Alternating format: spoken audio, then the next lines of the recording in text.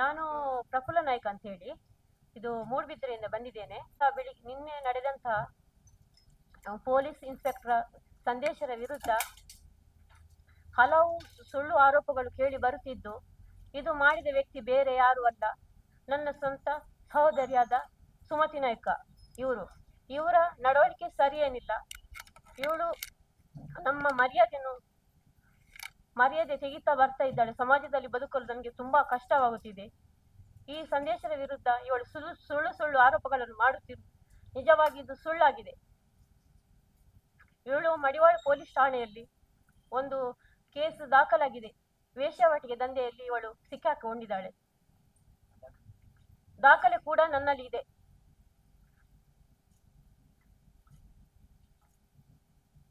ಇವಳು ಒಂದು ಕಾರ್ಕಳದಲ್ಲಿ ಒಂದು ಪ್ರವೀಣ್ ಪಿಂಟು ಅಂತ ಒಂದು ವ್ಯಕ್ತಿಗೆ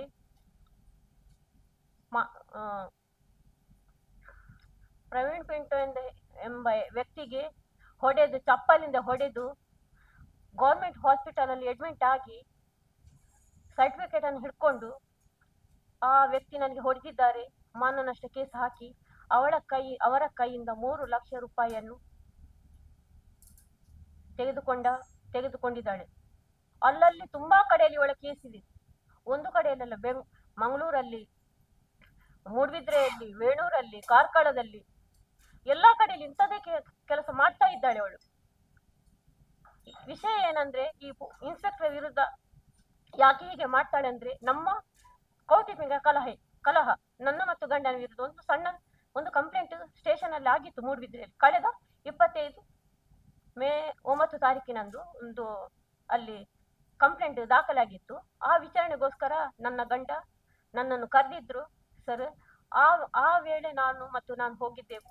ಆಗ ಇವಳಿಗೆ ಬರುವ ಅವಶ್ಯಕತೆ ಏನು ಇರಲಿಲ್ಲ. ಆದ್ರೂ ಇವಳು ನನ್ನ ಗಂಡನ ಎತ್ತಿಕೊಟ್ಟು ಬಂದಿದ್ದಾಳೆ. ಬಂದು ಅಲ್ಲಿ ಕಾನ್ಸ್ಟೇಬಲ್ ವಿಚಾರಣೆ ಮಾಡ್ತಾ ಇದ್ರು. ವಿಚಾರಣೆ ಮಾಡುವಾಗ, ಯಾಕಮ್ಮಿ ಹೀಗೆಲ್ಲ ಮಾಡ್ತಿ, ನಿನ್ನ ಅಕ್ಕ ಅಲ್ವಾ, ನಿನ್ನ ಅಕ್ಕನಿಗೆ ಯಾಕೆ ಹೀಗೆ ದ್ರೋಹ ಮಾಡ್ತಿ, ನೀವು ಒಳ್ಳೇದ್ರಲ್ಲಿ ಇರಿ ಅಂತ ಸಮಾಧಾನ ಮಾಡ್ತಾನೆ ಇದ್ರು. ಆದ್ರೂ ಇವಳು ಅಲ್ಲಿ ಕೇಳ್ತಾ ಇರ್ಲಿಲ್ಲ, ರಂಪಟ ಮಾಡ್ತಾನೆ ಇದ್ರು. 6 ಗಂಟೆ ಹೊತ್ತಿಗೆ ನಮ್ಮ ಇನ್ಸ್ಪೆಕ್ಟರ್ ಸಂದೇಶರ್ ಅವರು ಸ್ಟೇಷನ್ಗೆ ಬರುವಾಗ ಇವಳ ಬೊಬ್ಬೆ ಕೇಳ್ತದೆ. ಬೊಬ್ಬೆ ಕೇಳಿದಕ್ಕೆ ಕೇಳ್ತಾರೆ, ಯಾರಮ್ಮ ಅವಳು ಬೊಬ್ಬೆ ಹಾಕುದು ಹಾಗೆ, ಎಂತ ವಿಷಯ ಅಮ್ಮ ಕೇಳಿ. ಇದು ಗಂಡ ಹೆಂಡಿರದ್ದು. ಹಾ ಸರಿ, ಅದನ್ನು ಸರಿ ಮಾಡಿ ಕೊಡುವ, ಬನ್ನಿಯಮ್ಮ ನೀವು ಒಳಗೆ ಅಂತ ನಮ್ಮನ್ನು ಹೊರಗಿಂದ ಒಳಗೆ ಕರ್ಕೊಂಡು ಹೋಗ್ಲಿಕ್ಕೆ ಸಿದ್ಧರಾದ್ರು. ಆ ಟೈಮಲ್ಲಿ ಇವಳು ಎಂತ ಮಾಡಿದ್ರು, ಹೋಗ್ಬೇಡಿ, ಎಲ್ಲಿಗೆ ನೀವು ಕರ್ಕೊಂಡು ಹೋಗುದು, ನೀವು ನ್ಯಾಯ ಇಲ್ಲೇ ಸರಿ ಮಾಡಿ ಕೊಡ್ಬೇಕು, ಭಾವನನ್ನು ಎಲ್ಲಿಗೆ ಕರ್ಕೊಂಡು ಹೋಗುದು, ನೀವು ಸರಿ ಮಾಡಿಕೊಂಡು ಸಿದ್ದರಾಮಯ್ಯನಲ್ಲಿ ಹೇಳ್ತೇನೆ, ಎಲ್ಲ ರಾಜಕಾರಣಿಯವರೆಲ್ಲ ಹೆಸರುಗಳನ್ನು ಹೇಳ್ತಾ ಅವರ ಹತ್ರ ಧಮ್ಕಿಯಲ್ಲಿ ಬೊಬ್ಬೆಯಲ್ಲಿ ಇದು ಮಾಡ್ತಿದ್ರು. ಆಗ ಸರ್ ಹೇಳಿದ್ರು, ಸುಮ್ಮನಿರಮ್ಮ, ನಿನ್ನ ತಂಗಿ ನಿನ್ನ ಅಕ್ಕನಿಗೆ ನೀನು ಯಾಕೆ ಹೀಗೆಲ್ಲ ಮಾಡಿ ಹಿಂಸೆ ಎಲ್ಲ ಕೊಡ್ತಿ, ಅದು ಗಂಡ ಹೆಂಡತಿ ಒಳ್ಳೇದಾದ್ರೆ ನಿನ್ಗೆ ಒಳ್ಳೇದಲ್ವಾ ಅಂತೇಳಿ ಅವ್ರು ನಮ್ಮ ಒಳ್ಳೇದಕ್ಕೆ ಬಂದಿದ್ರು. ಅಷ್ಟಾಗುವಾಗ ಅವಳ ಮಗ ವಿಡಿಯೋ ಒಂದು ಮಾಡಿದ. ವಿಡಿಯೋ ಮಾಡುವಾಗ ಸರ್ ಏನಂದ್ರು, ಅವನ ಕೈಯಿಂದ ಸ್ಟೇಷನ್ ಅಲ್ಲಿ ವಿಡಿಯೋ ಮಾಡೋ ಅವಶ್ಯಕತೆ ಇಲ್ಲ, ಅದು ಮೊಬೈಲ್ ತಗೊಳ್ಳಿ ಅಂತ ಹೇಳಿ ಪೊಲೀಸ್ನವ್ರಿಗೆ ಹೇಳಿದ್ರು. ಪೊಲೀಸ್ನವರು ಮೊಬೈಲ್ ತಗೊಳ್ಳಿಕ್ಕೆ ಹೋಗುವಾಗ ಎಂತಾಯ್ತು, ಇವಳು ಚಪ್ಪಲಿಂದ ಪೊಲೀಸಿಗೆ ತೆಗ್ಲು. ಚಪ್ಪಲಿ ತೆಗೆಯುವಾಗ ಅವಳ ಮಗ ಎಂತ ಮಾಡಿದ, ನಾನು ಹೇಳಿದ ಅವಾಗ, ಸರ್ ಅವಳು ವೇಶ್ಯಾವಾಟಿಕೆ ದಂಧೆ, ಅವಳು ಸರಿ ಇಲ್ಲ ಸರ್, ಎಲ್ಲರಿಗೆ ಹೊಡೆಯುದು ಒಂದೇ ಕೆಲಸ ಇವಳದು, ಆದ್ರೆ ಸರ್ ದಯವಿಟ್ಟು ಸರ್ ಅವಳಿಗೆ ಏನಾದ್ರೂ ಮಾಡಿ ಸರ್ ಅಂತ ನಾನು ಹೇಳುವಾಗ ಅವಳ ಮಗ ಬಂದು ನನಗೆ ಹೊಡಿಲಿಕ್ಕೆ ಬಂದ. ಮಗ ಹೊಡಿಲಿಕ್ಕೆ ಬರುವಾಗ ಆ ಇನ್ಸ್ಪೆಕ್ಟರ್ ಏನ್ ಮಾಡಿದ್ರು, ಇವನನ್ನು ತಡ್ದು 2 ಪೆಟ್ಟು ಕೊಟ್ಟು ರೂಮಲ್ಲಿ ಒಳಗೆ ಕೂರಿಸಿದ್ರು.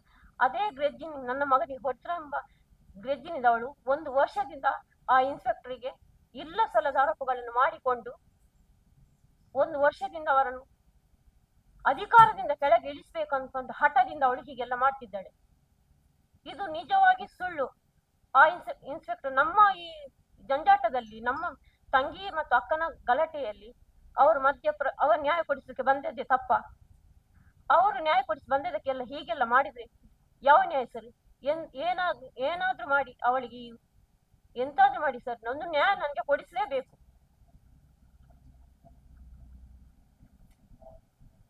ಅಲ್ಲದೆ ನಮ್ಮ ಕೊಕ್ರಡೆಯಲ್ಲಿ 3-4 ಎಕರೆ ಜಾಗ ಇದೆ, ಅದನ್ನು ಸಹ ಇವಳು ನನ್ನ ಅಮ್ಮನಿಗೆ ಬುದ್ಧಿ ಕೆಡಿಸಿ, ನಾವು 3 ಮಕ್ಕಳು, ನಮಗೆ ಗೊತ್ತಾಗದ ಹಾಗೆ ಆ ಜಾಗವನ್ನು ಕೂಡ ಅವಳ ಹೆಸರಿಗೆ ಮಾಡಿಕೊಂಡಿದ್ದಾಳೆ. ಎಲ್ಲ ಹಾಗೆ ಅವಳಿಗೆ ನನ್ನಲ್ಲಿ ಈಗ ಈ ಜಾಗಕ್ಕೆ ಬರ್ತಾಳೆ ಅಂತ. ನನ್ನ ಮಗನನ್ನು ಸಹ ಹಿಡ್ಕೊಂಡಿದ್ದಾಳೆ ಅವಳೆ. ನನಗೆ ಈಗ ಗತಿ ಇಲ್ಲದಾಗೆ ಆಗಿದೆ. ನನಗೊಂದು ನ್ಯಾಯ ಕೊಡಿಸಿ, ದಯವಿಟ್ಟು ನನಗೆ ನ್ಯಾಯ ಕೊಡಿಸ್ಬೇಕು.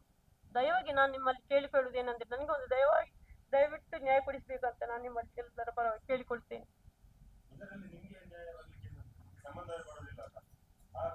ಅಲ್ಲ, ಇನ್ಸ್ಪೆಕ್ಟರ್ ಕೂಡ ನಮ್ಮ ಇದರಿಂದಾಗಿ ಅಲ್ಲ ಅಲ್ಲ ಸರ್, ನಿಜವಾಗಿ ಇದು ನಮ್ಮ ಸಮಸ್ಯೆ, ನನ್ನ ಅಕ್ಕ ತಂಗಿಯರ ಸಮಸ್ಯೆ. ಆ ಪೊಲೀಸರನ್ನು ಯಾಕೆ ಬಲಿಪಶು ಮಾಡ್ಬೇಕು? ಅವ್ರು ಎಂತಕ್ಕೆ ಬಂದಿದ್ದಾರೆ? ಅವ್ರಿಗೆ ನ್ಯಾಯ ಕೊಡಿಸಿದ್ರೆ ತಪ್ಪ ನಮ್ಗೆ?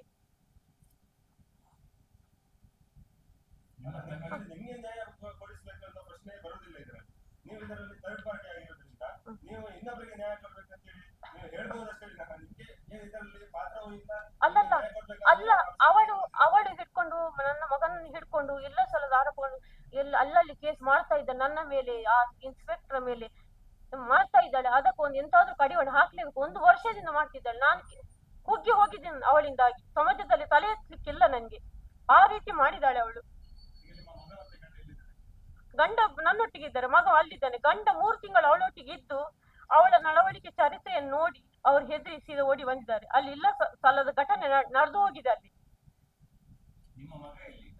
ಮಗ ಅವಳೊಟ್ಟಿಗಿದ್ದಾನೆ. ಇಲ್ಲ ಸರ್, 17 ವರ್ಷದ ಹುಡುಗ. ಮದುವೆಯಾಗಿ ಗಂಡ ತೀರ್ ಹೋಗಿದ್ದಾನೆ. ಅವಳಿಗೆ ಇದೇ ವಹಿವಾಟು. ಅವಳು ಜಾಗದಲ್ಲಿ ಗಂಧದ ಮರ ಇಟ್ಟಿದ್ದಾಳೆ. ಒಂದು 75 ಲಕ್ಷದ ಮನೆ ಕಟ್ಟಿದ್ದಾಳೆ. ಅದು ಅವಳಿಗೆ ನಿಜವಾಗಿ ಸ್ವಂತ ಕೆಲಸ ಏನಿಲ್ಲ. ಅವಳು ಎಲ್ಲಿಂದ ಹಣ ಬರ್ತದೆ ಎಲ್ಲ ವಿಚಾರಣೆ ಮಾಡ್ಬೇಕು. ಸ್ವಂತ ಉದ್ಯೋಗ ಅಂತ ಏನಿಲ್ಲ ಅವಳಿಗೆ. ತೀರ್ ಹೋದೊಂದು 3 ವರ್ಷ 4 ವರ್ಷ ಆಗ್ತಾ ಬಂತು. ಅವನು 1 ವರ್ಷದಿಂದ ಅಲ್ಲಿ ಇದ್ದಾನೆ.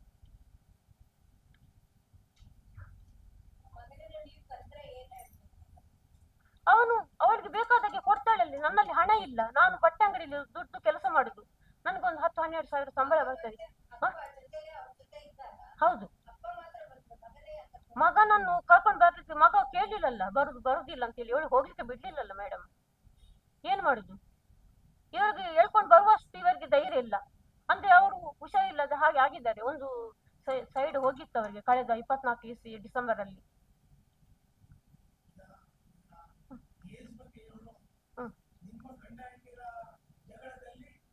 ಅವಳು ಬರ್ಬೇಕಂತ ಏನಿಲ್ಲ ಅವಳಿಗೆ.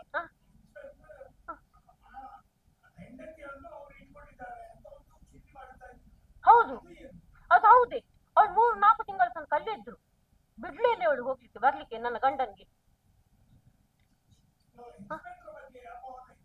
ಇನ್ಸ್ಪೆಕ್ಟರ್ ಬಗ್ಗೆ ಅಪವಾದ ನನ್ನ ಮೇಲೆ, ನನ್ನ ಕೇಸಿಗೆ ಅವರು ಇದು ಮಾಡಿದ್ದಾರೆ. ಏನು ಅವರಲ್ಲಿ ಇದು ತನಿಖೆ ಮಾಡ್ತಾ ಇದ್ದಾರೆ. ಅದಕ್ಕೋಸ್ಕರ ಅವರ ಮೇಲೆ ಹಾಗೆ ಅವರನ್ನು ಕೆಳಗಿಳಿಸ್ಬೇಕಂತ ಹೇಳಿ ಅಷ್ಟೇ, ಮತ್ತೇನಿಲ್ಲ. ಅವರು ಏನು ಮಾಡಿಲ್ಲ, ಒಳ್ಳೆ ಮನುಷ್ಯರೇ ಅವರು. ಆ ಅಪವಾದ ಸುಳ್ಳು. ಅವರು ಏನು ಮಾಡಿಲ್ಲ. ಅವರು ನಮಗೆ ನ್ಯಾಯ ಕೊಡಿಸಿದ ತಪ್ಪ.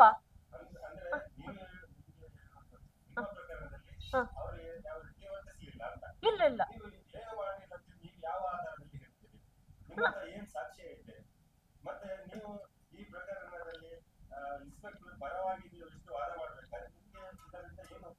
ಸರ್ ನನಗೆ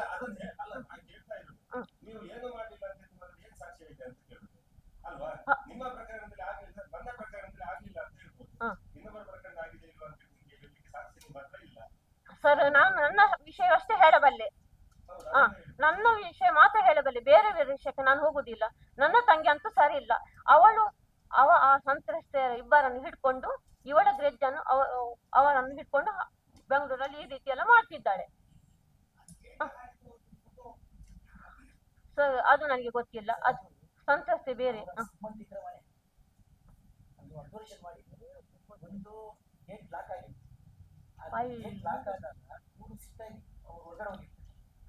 ಜಂಪ್ ಆಗಿ ಆ ಸಿಪ್ಪೆಯಲ್ಲಿ ಕಾರು ವಿಡಿಯೋ ನೋಡಿ.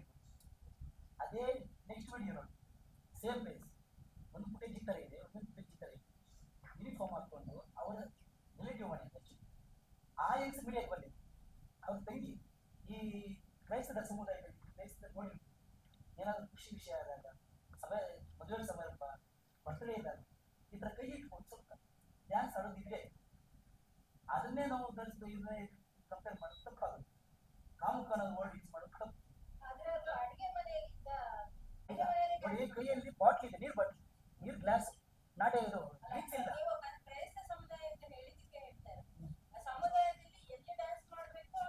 ಮೇಡಮ್ ತಂಗಿ ಇರ್ಬೋದಲ್ಲ, ತಂಗಿ ಜೊತೆ ಖುಷಿಯಿಂದ ತಂಗಿ ಜೊತೆ ಮಾತಾಡಿರ್ಬೋದಲ್ಲ. ನಾವು ರಾಜ್ಯಾಧ್ಯಕ್ಷರು ಸುವರ್ಣ ಕರ್ನಾಟಕ ರಾಜ್ಯಸಭೆ ಕರೀತಾ ಇದ್ದೀವಿ. ನಮ್ದು ಇಲ್ಲಿ 7 ಜಿಲ್ಲೆ, ಈ ಮೂಡುಬಿದಿರೆಯಲ್ಲಿ ಮದುವೆ ಆಗಿದೆ. ಇಲ್ಲೊಂದು ಸಮಾಜ ಸೇವೆ ಮಾಡ್ತಾ ನಾನು ನೋಡಿದ ಬೆಂಗಳೂರು ಇಲ್ಲಿ ಮದುವೆ ಆಗಿದೆ.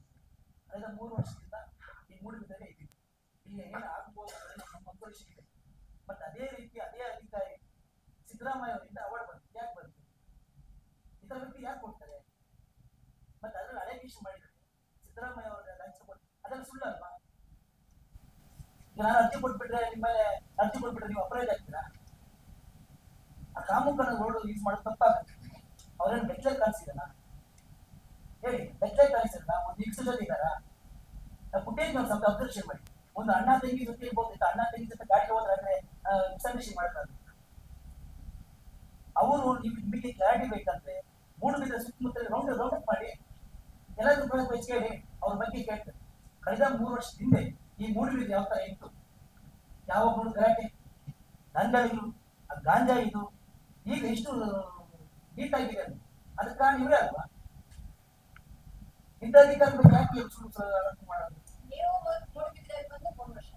ನಾನು ಮದುವೆ ಆಗಿ 12 ವರ್ಷ, ಸ್ಟೇ ಆಗಿರೋ 3 ವರ್ಷದಿಂದ ಇಲ್ಲೇ ಸ್ಟೇ ಆಗಿದೆ.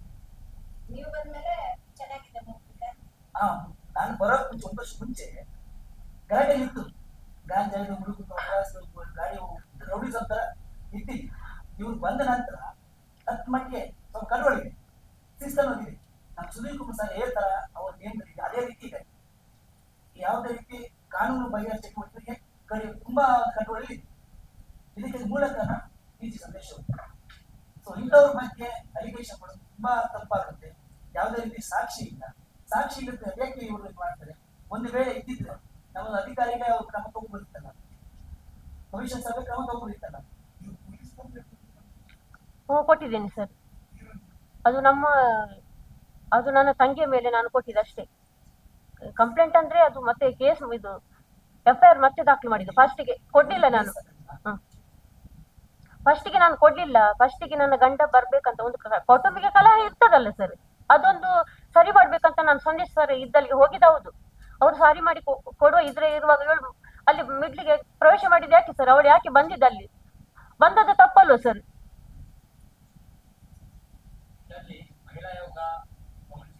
ನೋಡಿ, ಒಂದೇ ಕಡೆ ಮಹಿಳೆ ವಿಷಯದಲ್ಲಿ ನೋಡಿರ್ಬೋದು ಆ ನ್ಯೂಸ್ ಅಲ್ಲಿ. ಮೂಡುಬಿದಿರೆ ಸುತ್ತಮುತ್ತ ಹೆಣ್ಮಕ್ಳಿಗೆಲ್ಲ ತುಂಬಾ ಹಿಂಸೆ ಆಗ್ತದೆ. ಅಲ್ಲ ನೋಡಿ, ಆ ಹೆಂಗ್ಸು 4 ಜನ ಹೆಂಗ್ಸರು ಒಂದೊಂದು ಹೇಳಿದ್ರು. ಇವ್ರು ಏನ್ ಮಾಡಿದ್ರೆ ಒಂದೇ ಇದರಲ್ಲಿ ಅವನ್ನೆಲ್ಲ ಸೊಟ್ಟು ಮಾಡಿ ಪ್ರೀ ಪ್ಲಾನ್ ಆಗಿ ಒಂದೇ ಈ ತರ ಕೆಲಸ ಮಾಡ್ತಾರೆ. ಇಲ್ಲಿವರೆಗೂ ಮೂಡುಬಿದಿರೆ ಹೆಣ್ಮಕ್ಳೆಲ್ಲ ಯಾವುದೇ ರೀತಿ ಕಂಪ್ಲೀಟ್ ರೌಂಡ್ ಅಪ್ ಒಂದು ಇದು ಮಾಡಿ ಜನರ ಅಭಿಪ್ರಾಯ ಕೇಳಿ ನಿಮ್ಗೆ ಗೊತ್ತಾಗುತ್ತೆ, ನಿಜಾಂಶ ಗೊತ್ತಾಗುತ್ತೆ. ಯಾರೋ ಹೇಳ್ತಾರೆ ಅಂತ ನಾವು ದಕ್ಷಾಧಿಕಾರಿ ಬಗ್ಗೆ ನಾವು ಲೇಖ ಹಾಕಿ ತಪ್ಪಾಗುತ್ತೆ. ನಾವು ಅವತ್ತು ಇವರು ನನ್ನ ಗಂಟೆ ದಿನ ಅವತ್ತು ಸ್ಪಾಟ್ ನಾನು ಅಲ್ಲೇ ಇದ್ದೆ. ನಾವು ಸಂದೇಶವನ್ನು ಕಾರ್ಯಕ್ರಮಕ್ಕೆ ಇನ್ವೈಟ್ ಮಾಡಕ್ಕೆ ನೈಟ್ ಮೇ 9ನೇ ತಾರೀಕು ನೈಟ್ 7 ಗಂಟೆ ಆಗಿ ಹೋಗ್ತೇನೆ. ನೋಡಿ 8 ಗಂಟೆ ಆಗಿದೆ ಅಲ್ಲಿದ್ದೆ. ನಾವು ವೇಟ್ ಮಾಡಿ ಇವ್ರು ಬಸ್ನಲ್ಲಿ ಹೊರಗಡೆ ಬಂದು ಮಾತಾಡ್ತಾ ಸಂದೇಶ ಅವ್ರು ಹೇಳಿದ್ರು, ನಿಜ ನೀನು ಗಂಡ ಹೆಂಡತಿ ವಿಷಯದಲ್ಲಿ ಬರಬೇಡಪ್ಪ, ನೀನು ಆ ಕಡೆ ಹೋಗು, ಭವಿಷ್ಯದಲ್ಲಿ ಯಾಕೆ ತೋರಿಸ್ತೀಯ, ನೀನು ಆಚೆ ಹೋಗು ಸ್ವಲ್ಪ ಕಲಿಯಿತು. ಸೊ ಆಗ ಅವ್ರೇನ್ ಮಾಡಿದ್ರು, ಸ್ವಲ್ಪ ತಪ್ಪು ನೀವು ಹೇಳ್ತೀನಿ, ನನ್ನ ರಾಜಕೀಯ ಇಂಪ್ರೆಸ್ ಇದೆ, ಅವರಿದೆ ಇವರಿದೆ ಅಂತ ಗಂಟೆ ಹಾಕಿ ಸ್ವಲ್ಪ ಕಾಲಲ್ಲಿ ಎಂತ ಹೊಡಿತಾರ ಬಿಹೇವ್ ಮಾಡಿದ್ರು.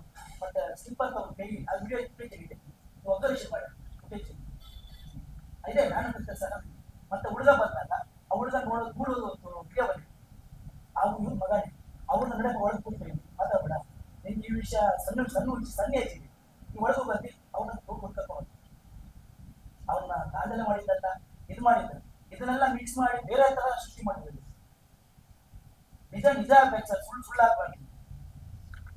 ರಕ್ಷಾಧಿಕಾರಿಗೆ ದಯವಿಟ್ಟು ನ್ಯಾಯ ಕೊಡ್ಬೇಕು. ಮುಂದಿನ ದಿನಗಳಲ್ಲಿ ಏನಾದ್ರೂ ಇದಾದ್ರೆ ನಾವು ಉಗ್ರ ಹೋರಾಟ ಮಾಡ್ತೇವೆ. ಎಚ್ಚರಿಕೆ ಕೊಡ್ತೀನಿ, ನಮ್ಮ ಸಮಿತಿ ವತಿಯಿಂದ ಉಗ್ರ ಹೋರಾಟ ಮಾಡೇ ಮಾಡ್ತೀವಿ. ಲಕ್ಷಾಧಿಕ ಅನ್ಯಾಯ ಅದು ನಾವು ಬಿಡಲ್ಲ. ಬಿಡಲ್ಲ. ಪಾಪ ಒಳ್ಳೆ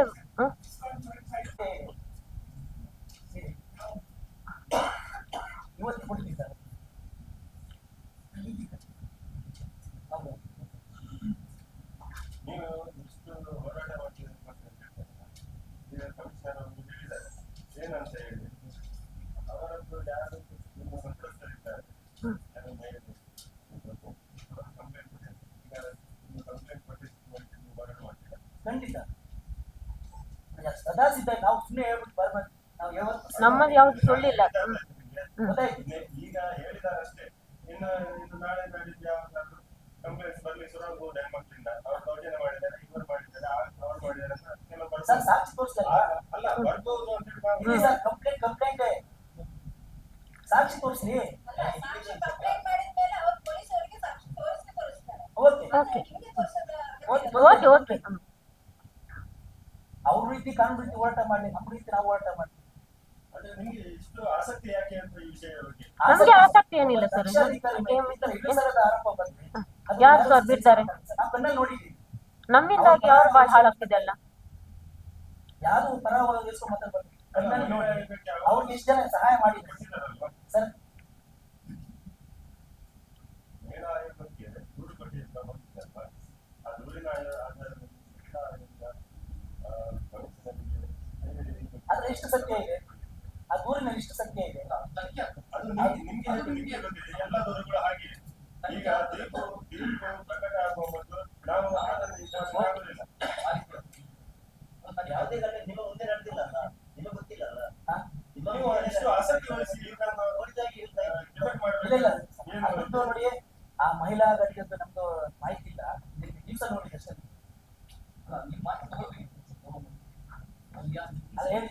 ಆಸಕ್ತಿ ಯಾಕೆ ಹೇಳ್ತೀರಾ ಸರ್?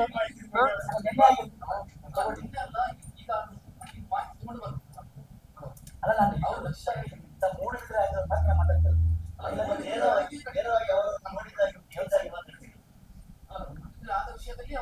ನೀವು ದಶಕಗಳಿಂದ ಒಟ್ಟಿಗೆ ಇಟ್ಟಿದ್ದಾಗಿ ಮಾತಾಡ್ತಿದ್ದೀರಿ. ನಿಮ್ಗೆ ಅಷ್ಟು ಅವಶ್ಯಕತೆ ಏನು ಅಂತ?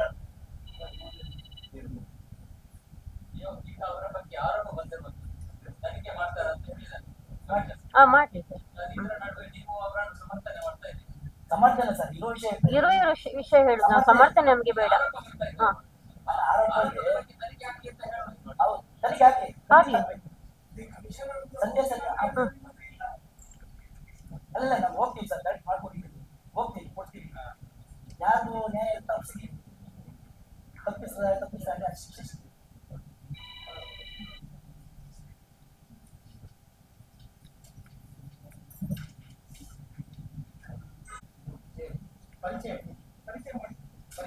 ನಮ್ದ ಸರ್, ನಮ್ಮ ಒಟ್ಟೂರು ಮಂಜುನಾಥ್ ಅಂತ ಸುವರ್ಣ ಕರ್ನಾಟಕ ರಾಜ್ಯ ಸಮಿತಿ ಜೈನ ಯುವಸೇನೆ ರಾಜ್ಯಾಧ್ಯಕ್ಷರು. ಒಟ್ಟೂರು ಮಂಜುನಾಥ್, ಸುವರ್ಣ ಕರ್ನಾಟಕ ರಾಜ್ಯ ಸಮಿತಿ ಜೈನ ಯುವಸೇನೆ ದಲಿತ ಸಂಘ ರಾಜ್ಯ ಸಮಿತಿ ಸುವರ್ಣ ಕರ್ನಾಟಕ ರಾಜ್ಯ ಸಮಿತಿ ಜೈವಿ ಯುವಸೇನೆ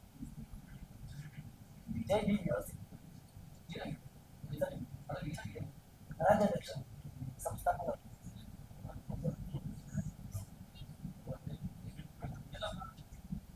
ಆ ಕಡೆ ಸರಿ ಸರ್. ನಾವು ಕಮಿಟಿ ಸದಸ್ಯ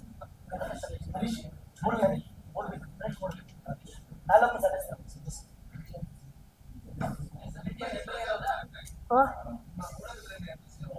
ಬಿಳುವಾಯಿ ನಮ್ದು. ಹಾ ಹೌದು ಸರ್. ಅಧ್ಯಕ್ಷರಿದ್ದಾರೆ, ಬಟ್ ಅವರು ಕೆಲಸ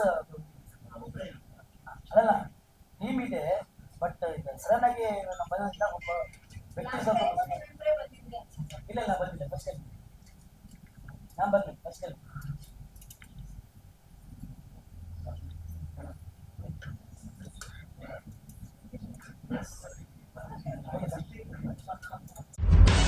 ನಿಖರ ಸುದ್ದಿ, ಸದಭಿರುಚಿಯ ಕಾರ್ಯಕ್ರಮ. ನೀವು ನೋಡ್ತಾ ಇದ್ದೀರಾ ಕಹಳೆ ನ್ಯೂಸ್, ಸಮಾಜದ ಜಾಗೃತಿಗಾಗಿ ವಸ್ತುನಿಷ್ಠ ವರದಿ.